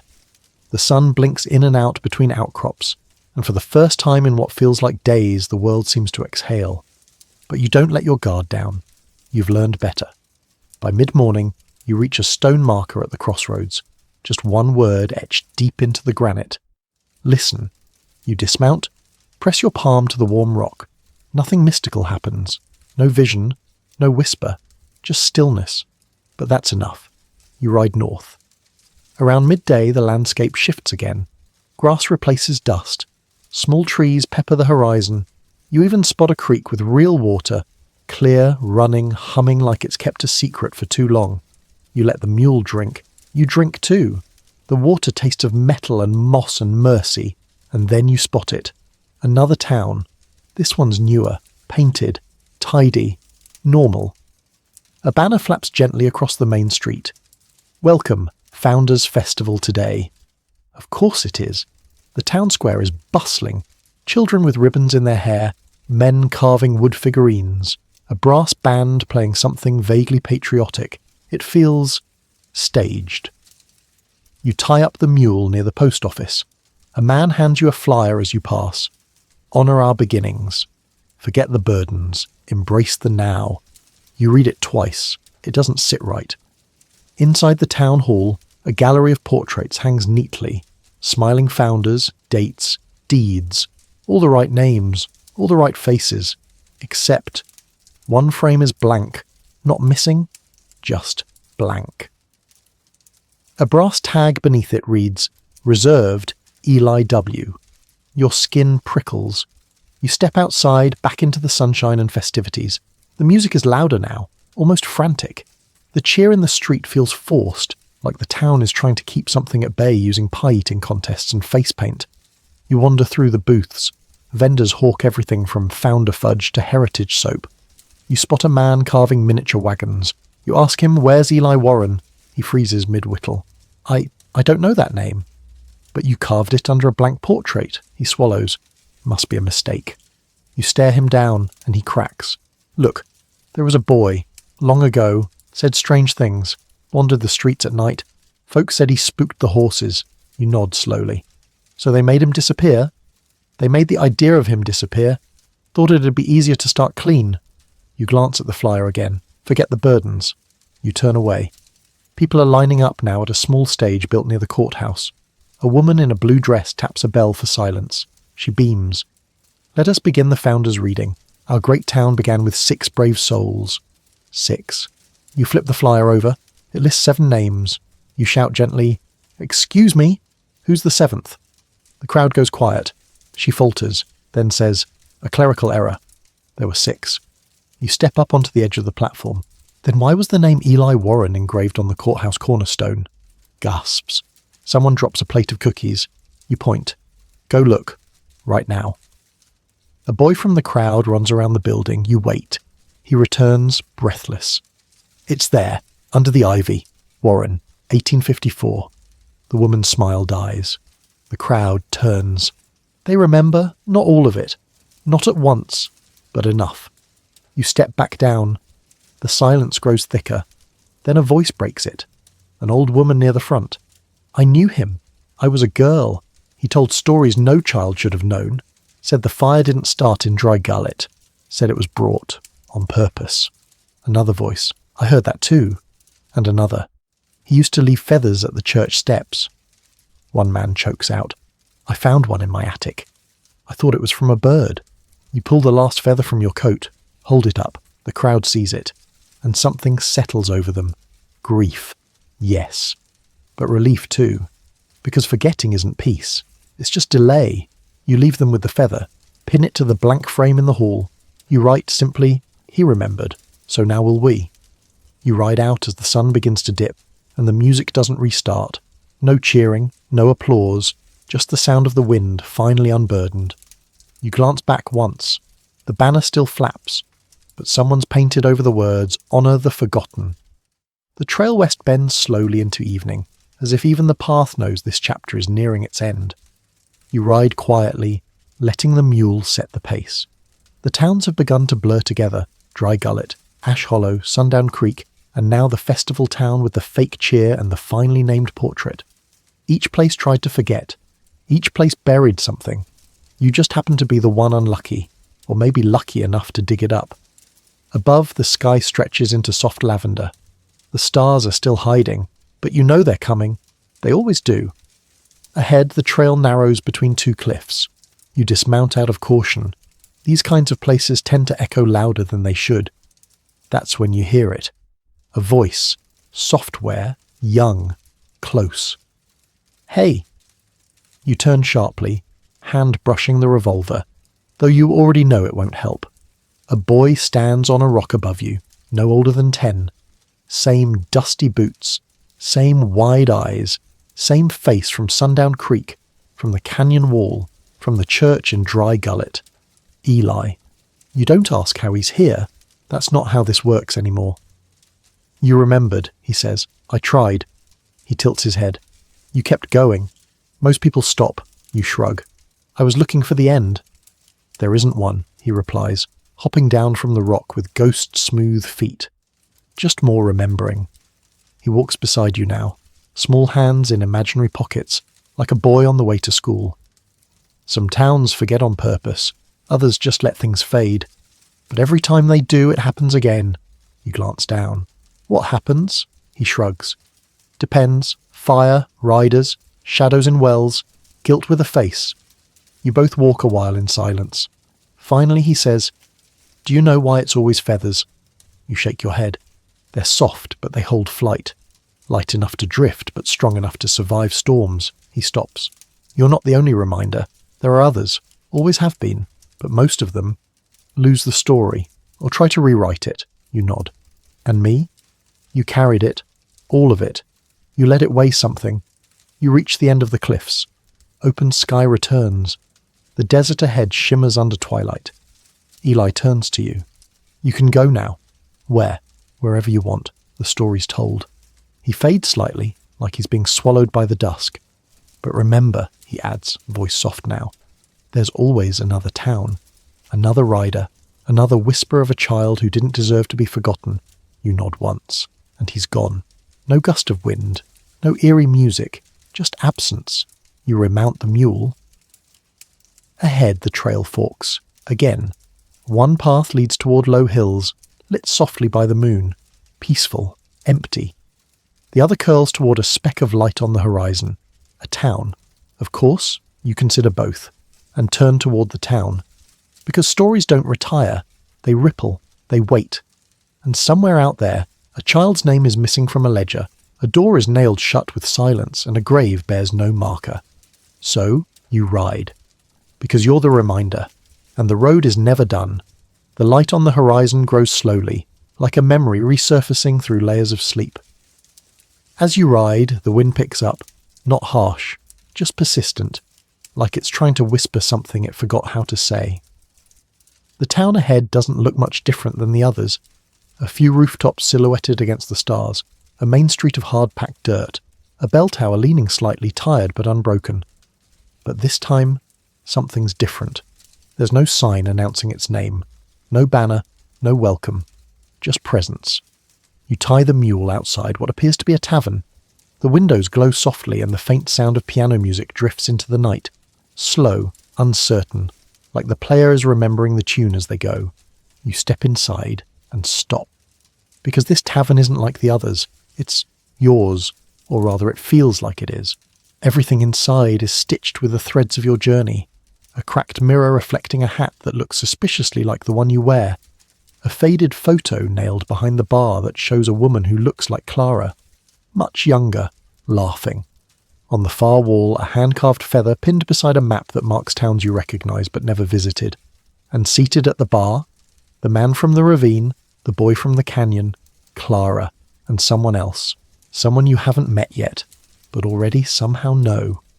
She turns to you slowly, lifts her glass in salute. About time you made it. You walk forward on legs that remember what they've carried. The bartender nods at you like you've been a regular here forever. You want the usual? You blink. What's the usual? Stories, he says. Served warm. You sit at the bar. The others greet you with quiet smiles, no words, just acknowledgement. The new woman, the one who hasn't yet spoken, leans forward. Her eyes are dark but kind. Her voice is soft, like pages turning. Do you remember what it felt like the first night? You nod. The cold? Nod. The fear? Yes. She taps the counter once. That's how we know who we are. The piano continues, melancholy, thoughtful. You've carried a lot, she says. It carried me too. She smiles. Good, because now you can help someone else carry theirs. You turn. The door opens, and in steps a girl, barefoot, dusty, clutching a satchel too large for her shoulder. She scans the room, sees you, and walks straight over. You're the reminder, right? You pause. I guess I am. She pulls something from her bag. A scrap of parchment, a child's drawing, a name scratched in the corner. Milo, my brother. People forgot him. Your breath catches. And just like that, the next trail opens. The next thread tugs loose. The next story waits. Clara leans in and whispers, "It never ends." But that's okay. The piano stops. The bartender tops off your cup with something warm, thick, and real. You stand. Tip your hat to the others. Turn to the girl. Tell me everything. She does. And then you ride again. Toward the town that forgot Milo. Because that's what you do now. Not because you have to, but because you can. Because someone needs to. And because if no one reminds them, they'll forget. The girl's name is Willa. She rides behind you on the mule, arms wrapped tight around your waist, her chin resting between your shoulder blades. She doesn't talk much, not now, but you can feel the way she leans into you when the wind picks up. Like you're something sturdy in a world that keeps shifting under her feet. Milo.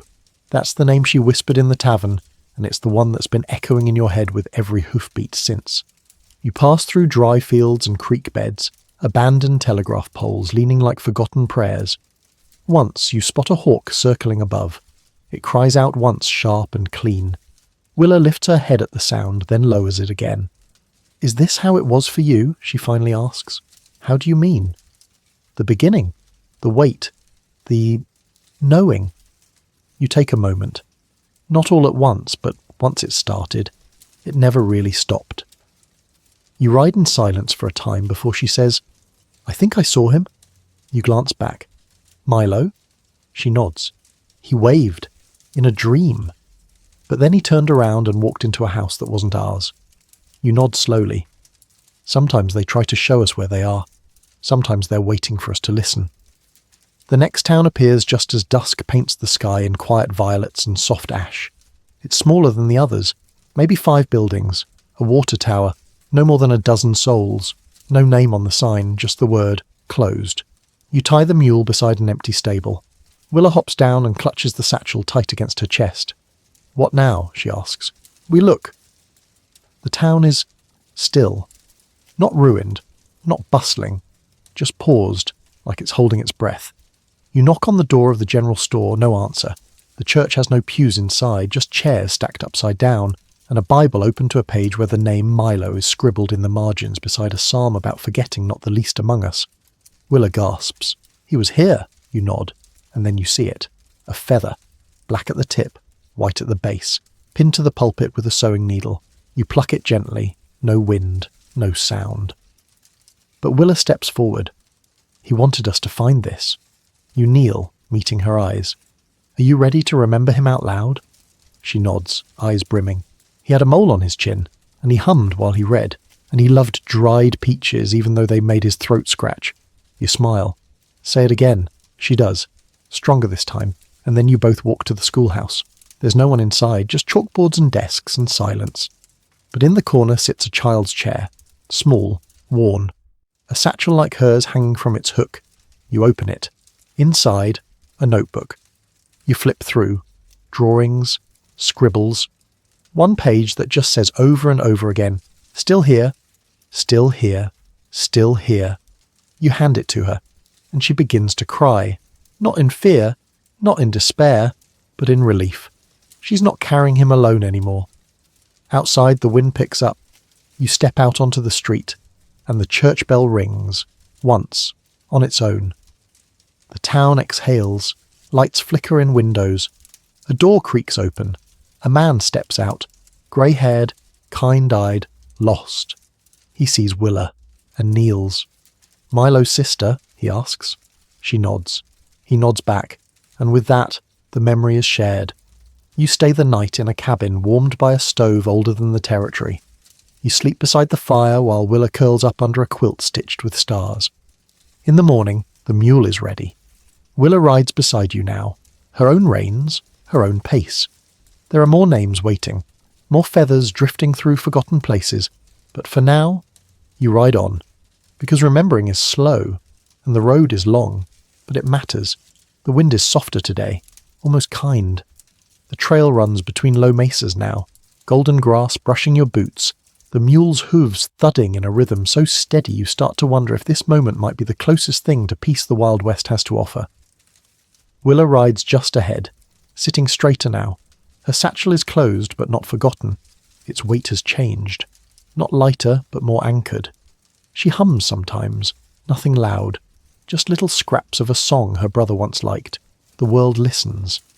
Eventually the land opens into a wide, flat plain, dotted with fence posts that lead nowhere and barns that long ago gave up pretending to be useful. You pass an orchard of dead trees, still standing, still reaching. At the centre of it all, a town. This one's different, still inhabited, still pretending it's like anywhere else. You enter just as the sun hits that low angle that turns everything gold. People nod politely, tip hats. You tip yours back. Willa dismounts and ties up her mule, then follows you toward the square. A woman in a gingham dress watches from a porch swing. A man sweeps dust off dust. Two children chase each other past a dry fountain. It's all too normal, too carefully arranged. You find a posting board by the town hall. A sheet of paper flaps lazily in the breeze. Missing. Lyle H. age 11. Last seen near the orchard. Do not approach strangers. Trust the sheriff. You stare at it. Someone scribbled a note at the bottom. He left feathers. You and Willa exchange a glance. Then you walk. Not into the jailhouse, not the school, not the chapel. You walk toward the orchard. The trees creak in the evening wind. Their branches curve like bent knuckles, reaching for something long gone. Near the centre of the grove you find it, a tree stump, cleanly cut, and on it, a circle of stones. Inside that circle, a hat, child-sized, a slingshot, and, of course, a feather. You kneel. Willa stands behind you, silent, reverent. You close your eyes. You speak a name. Lyle? The wind answers. It whistles gently through the trees, bending the branches, lifting the feather just enough to flutter once and then settle again. You open your eyes, and you see it. There, carved into the inside of the stump. Still laughing. Don't forget. Willa kneels beside you, places a peach pit beside the feather. He'd plant them, she says. Everywhere. Thought he could grow a whole orchard. You smile, then rise. You walk back into town to the sheriff's office. The man behind the desk stands as you enter. He's tall, weathered, trying not to look surprised. You're the reminder, he says. You nod. And you forgot a child. He says nothing. You reach into your coat and pull out the feather. Time to remember. He swallows, then sits. Later, after the townsfolk gather, after the name Lyle is said aloud for the first time in years after Willa reads from his journal found tucked under the stump, you watch the townspeople lower a new marker into the dirt outside the chapel. Just a small plaque. Lyle H. He made the wind laugh. They ask you to stay the night. You decline. You've got another trail to follow. But before you leave, Willa grabs your hand. I'm going to stay, she says. Just for a while. You nod. You'll do fine. She smiles, brave now. Strong in the quiet way that matters most. You ride out under a moon rising wide and slow. A child's laughter echoes once behind you. The feather in your coat flutters. The road ahead waits, and you follow it. Because somewhere, someone is forgetting again. And someone else is waiting to be found. You ride alone again. It's strange, how quickly you got used to Willa's quiet presence. The rhythm of her breathing, The way she'd point out clouds that looked like feathered hats or coyotes that looked like bad jokes in motion. But now it's just you, the mule, the trail, and the silence that trails behind you like smoke from a long-dead fire. The skies are deep blue now. Not quite night, but done pretending it's day.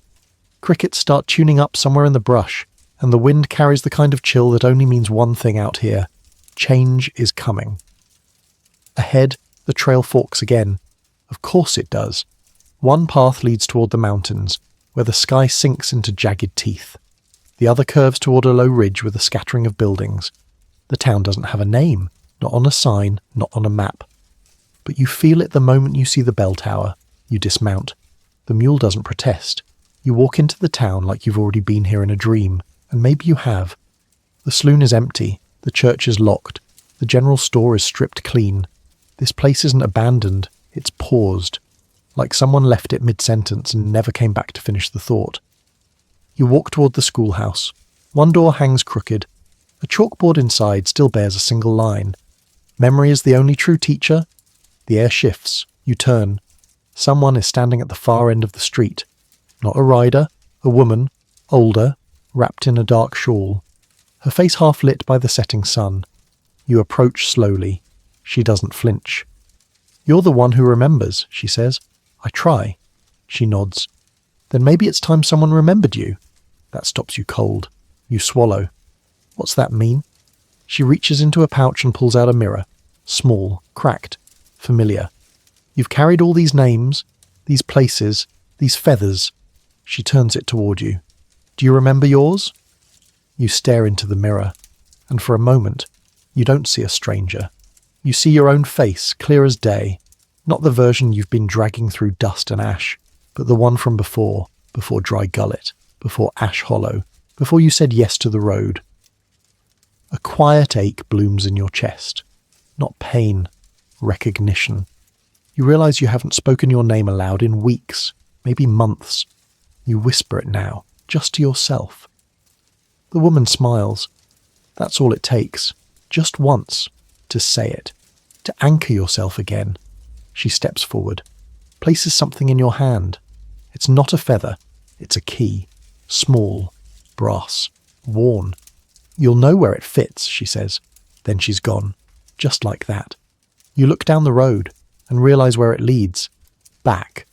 Not in circles, but inward. The next town isn't ahead, it's behind, in the places you already passed, in the ones you didn't stop at, in the story you've walked through but haven't yet faced. Because there's one thing you haven't remembered yet, your own forgetting. You mount the mule. The saddle creaks, and as the first stars appear overhead, you ride, not toward something new, but toward the thing that's been quietly waiting at the end of every trail. Closure. But not just for the towns, for you. Because even the reminder needs reminding sometimes, especially when they've been carrying more than names. You ride through the night. The stars above scatter like breadcrumbs across the sky. Bright, cold, distant. Each one a name you once heard, a face you once remembered, a town you almost stayed in. The mule's gait is slow now, steady as breath. The key in your pocket feels heavier than brass should allow. You don't know where it fits yet, but somehow you're no longer afraid of that. The road begins to rise gently. A ridge. The same one you passed long ago, before Dry Gullet, before the Dreams, before Eli. You crest it just as dawn threatens the eastern horizon, with a line of gold so faint it feels like mercy. Below, nestled between two ancient hills, sits a house. Your house. Or it was. The roof still sags where it always did. The porch swing creaks without rhythm, and the weathered fence has finally given up pretending to stand. But the chimney smokes, someone's waiting. You dismount, walk up the path, step onto the porch that still remembers your boots, and knock. The door opens. No surprise. It's you. Not a ghost, not a reflection, just another you. The one who stayed. The one who didn't ride off when the forgetting began. You hand over the key and say the name, your name. He takes it, smiles, and for a moment the world softens. You sit together on the porch.